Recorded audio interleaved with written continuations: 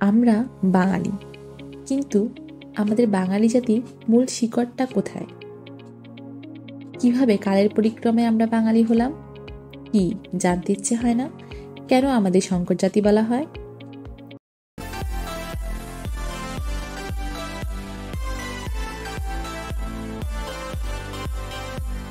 আসসালামু আলাইকুম, কেমন আছেন সবাই? জানতে হবে .com চ্যানেলে আপনাদের সবাইকে স্বাগতম। আজকের ভিডিওটি শেষ পর্যন্ত দেখবেন, আর যদি ভিডিওটি ভালো লেগে থাকে তাহলে অবশ্যই লাইক করবেন, কমেন্ট করবেন, আর যদি বেশি ভালো লাগে তাহলে শেয়ার করবেন, আর সাবস্ক্রাইব করতে কিন্তু ভুলবেন না। আপনাদের অনুপ্রেরণা পেলে আমি অবশ্যই আরও ভালো ভালো ভিডিও আপলোড দেওয়ার চেষ্টা করব। কীভাবে বাঙালি জাতির উদ্ভব হলো? তাহলে বুঝতেই পারছেন আজকে আমাদের টপিক কি। আজকে আমাদের টপিক হলো বাঙালি জাতির উৎপত্তি। অল্প কথায় আমরা বাঙালি জাতির উৎপত্তি সম্পর্কে জানব। নৃতাত্ত্বিকগণ সমগ্র বাঙালি জাতিকে দুই ভাগে ভাগ করেছেন। এক, প্রাকার্য বা অনার্য বা আর্য পূর্ব জনগোষ্ঠী, আর অন্যটি হল আর্য জনগোষ্ঠী। আর্যগণ এই অঞ্চলে আসার পূর্বে যে সকল জাতি বসবাস করত তারাই হলো বাঙালি জাতির মূল, অর্থাৎ অনার্য।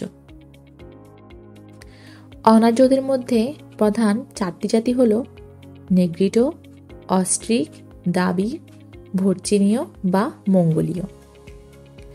বাঙালি জাতির প্রধান অংশ গড়ে ওঠে অস্ট্রিক জাতি থেকে। এখন আমরা এই চারটি জাতি সম্পর্কে বিস্তারিত আলোচনা করব। প্রথমেই আসে নেগ্রিটো জাতি। নেগ্রিটো জাতি মূলত দক্ষিণ পূর্ব এশিয়ার আদিম জনগোষ্ঠী। নৃবিজ্ঞানী এবং ভাষাবিজ্ঞানীদের মতে প্রায় 2 লক্ষ বছর আগে আধুনিক মানুষ তথা হোমোসেপিয়েন্স নামক প্রজাতিটির আবির্ভাব ঘটেছিল আফ্রিকার ইথিওপিয়া অঞ্চলে। তাদের কয়েকটি বৈশিষ্ট্য হলো, তাদের কোনো সুসংগঠিত ভাষা বা সঙ্গীত ছিল না। তারা কৃষিকাজ জানত না। জীবিকার জন্য নির্ভর করত বনের ফলমূল এবং বন্যপ্রাণীর উপর। তারা পুরোপুরিভাবে প্রকৃতি নির্ভর ছিল। এরা দেখতে ছিল খর্বাকার এবং গায়ের রং ছিল কালো। মাথার চুলগুলো ছিল কোঁকড়ানো। মাথার গড়ন ছিল লম্বাটে, আর নাক ছিল চ্যাপ্টা। ক্রমে ক্রমে জনসংখ্যা বৃদ্ধির কারণে তারা বিভিন্ন অঞ্চলে ছড়িয়ে পড়ে বিভিন্ন দলে ভাগ হয়ে।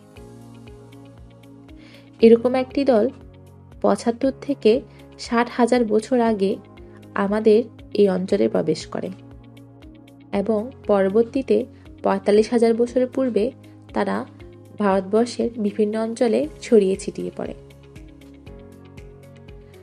নেগ্রিটোরা হাতিয়ার হিসেবে ব্যবহার করত অমসৃণ পাথর। এদের নিদর্শন পাওয়া যায় বাংলার মুর্শিদাবাদ অঞ্চলে।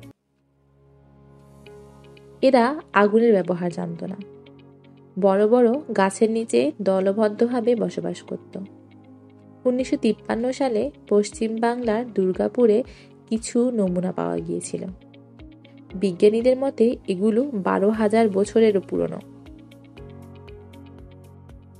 এবার জানবো অস্ট্রিক জাতি সম্পর্কে। অস্ট্রিকদের থেকেই বাঙালি জাতির প্রধান অংশ গড়ে ওঠে।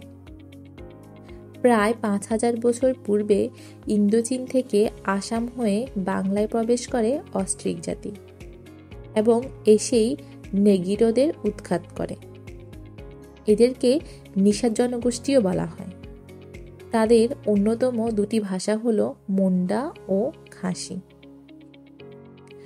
অস্ট্রিকদের সংস্কৃতি ও সভ্যতা ছিল কৃষি নির্ভর, যেটা নেগ্রিটোদের মধ্যে আমরা দেখিনি। তারা কলা, লাউ, বেগুন, নারিকেল, পান, সুপারি, হলুদ, আদা প্রভৃতি ফসলের চাষাবাদ করত। তারা গরুকে পোষ মানিয়েছিল কিনা সেই প্রমাণ পাওয়া যায়নি, কিন্তু হাতিকে পোষ মানিয়েছিল তার প্রমাণ পাওয়া যায়। অস্ট্রিকরা সুতির বস্ত্র তৈরি করত এবং আখের রস হতে চিনি তৈরি করতে পারত। সামাজিক সংগঠনের মধ্যে পঞ্চায়েতের প্রথা প্রচলন ছিল। তাছাড়া বাংলা ভাষা এবং সংস্কৃতিতে তাদের প্রভাব পরিলক্ষিত হয়। কয়েকটি অস্ট্রিক শব্দ হল কার্পাস, তাম্বুল, মরিচ, লাঙ্গল, ফল।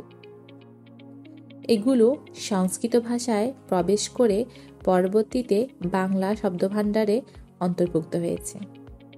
এছাড়াও আরও কয়েকটি শব্দ বাংলা শব্দভাণ্ডারে স্থান করে নিয়েছে, যেমন ডাঙা, মুড়ি, খোকা, খুকি, ঝাউ, খড়।